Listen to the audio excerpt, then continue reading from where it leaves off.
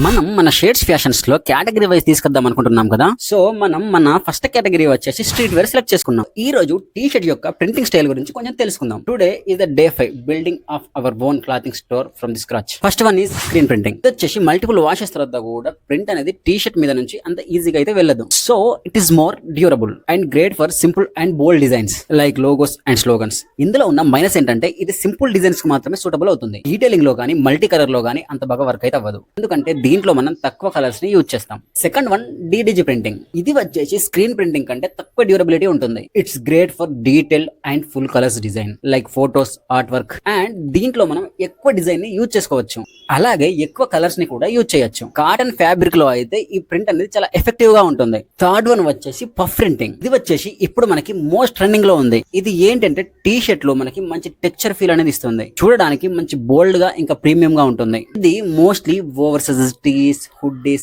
And caps లో use చేస్తారు. అంటే 3D ఇమేజెస్ లాగా ఉంటుంది. ఈ ప్రింట్ అనేది మంచి ట్రెండీగా అండ్ ఐ క్యాచింగ్ గా ఉంటుంది. కానీ ఈ ప్రింట్ అనేది కొంచెం పెద్ద పెద్ద డిజైన్స్ కి మాత్రమే యూజ్ అవుతుంది. చిన్న చిన్న డిజైన్ కి అయితే సెట్ అవ్వదు.